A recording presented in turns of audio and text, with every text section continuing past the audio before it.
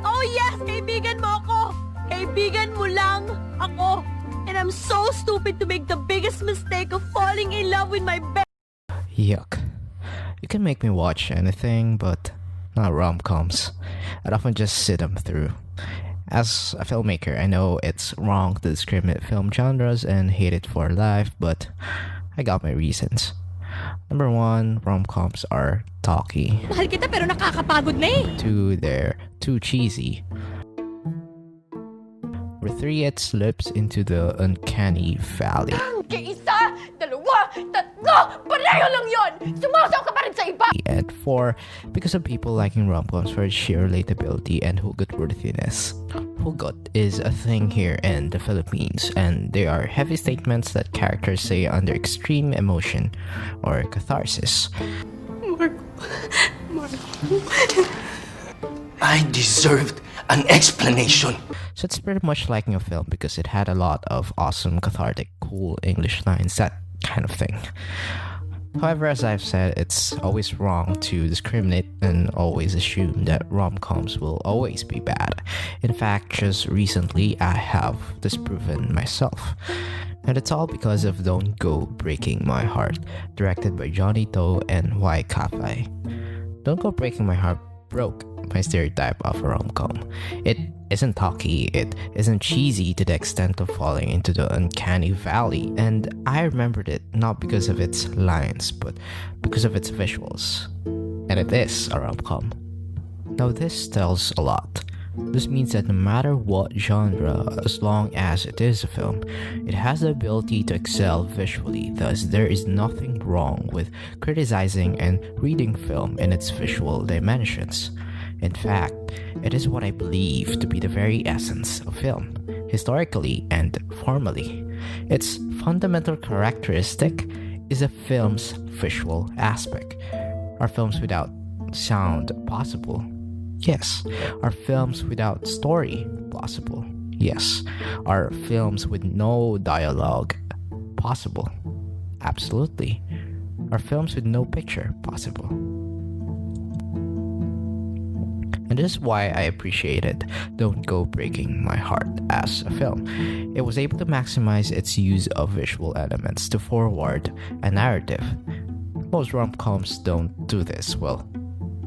They kinda do, but they either use typical mundane elements that it's hard to notice, or they use elements that have little to no connection to the rest of the story. Where else could you have seen a rom-com with a giant Pac-Man frog? In fact, the first parts of the film already introduces us to a heavy scene of visual imagery. The simple crowdedness of the people may seem like a daily struggle, but for a character filled with agitation and annoyance, this crammed environment visualizes what she could be feeling. Without knowing what exactly happened in her past relationship, it's enough to understand how the main character sees her relationship at this point. There are two men fighting for her love, and both had their fair share of imagery. One of them is Sean, a rich CEO of an insurance company. Sean is first seen on a car staring through the bus window where Yen is sitting. Later on, Sean sits behind a building glass window where Yen can see her from the opposite building. Coincidence? I think not.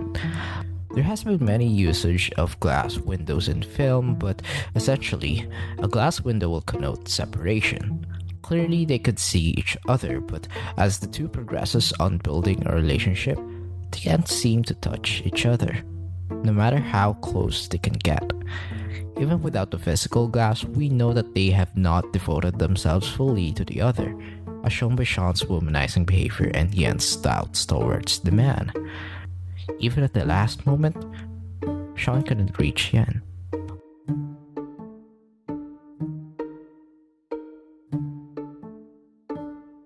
Another important visual element that subtly communicated to me was the use of floor levels to associate to morality. This scene where Sean is troubled between choosing a pleasant girl and a more vulgar one comes to show how worthy the choices are. With the decent girl, our protagonist being on the higher floor, and the vulgar girl on the lower, It hints that a pleasant girl may be a more difficult but worthy pursuit, while the girl at the lower floor is easy yet fleeting. This helped introduce the character of Sean as he carefully manipulated both for his advantage. Again, a visualization of characters. But of course, who wouldn't forget the humble kind man whose life is changed by Yen? Kevin is first introduced as a drunkard who's more likely to help and approach her easily. Unlike Sean, Kevin had an immediate access to Yen without any form of barrier. In fact, it's what separated him from Sean when they were both tested for the last time. We first remember Kevin as a dirty person, and it is not coincidence that we remember him too with a frog.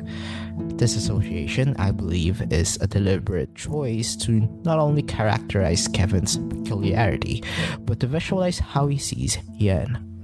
At first, Yen hated the frog like she hated all possible relationships, but Kevin took care of it and found beauty in it.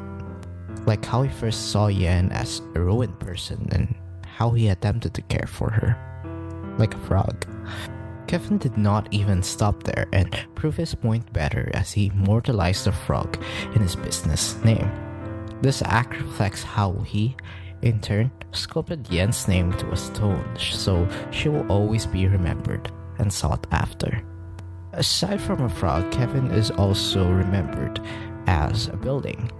As a building, we expect Kevin to be sufficient, stable, responsible, and successful, something that Yen needed in the relationship. She needed someone who is not a kid, someone with a strong dedication. Yet what fascinates me in the symbol is not because of the building itself, but even with the idea of the building. From its inspiration, conception, and construction, we see a process that is humble, stable, and honest. We see how true small affection, even through a short glimpse of a shadow of someone that inspired her, can give someone a drive to work. We see a sketch, a dream of someone immortalized in his mind. Then we see an actual building, an evidence of how pure love can be truthfully experienced without any reservations. As explained, the film is a visual experience unique to its kind. There was no need for scripty dialogues or heavy cathartic lines. Instead, the film exudes with visual spree. The lovers also not with their words, but with what they do and create, by what we can see. In fact, if you were to recall this film, you remember the icons, the frog, the buildings. Consecutively, this serves the story as the film deals with conflict of words and actions, which is a stronger form of love. This explains why from time to time Yen is troubled into trusting men's words, but are instead reaffirmed by their actions. I firmly believe that as audiences, we cannot let film become just a simple medium of communication. We need to cultivate it, put them to scrutiny, analyze them, and read them like poetry. It's not enough to simply watch. We need to understand the dimensions of these visual elements, even those that are not visible to the naked eye. For this function to operate, we need films that are rich with visual subtlety and meanings. And I feel that rom-coms nowadays don't give that much. We need to start seeing more films that understand the importance of visuals more than anything else. And if it isn't there, I think we have the right to demand. Thanks for watching. This is Film Notes.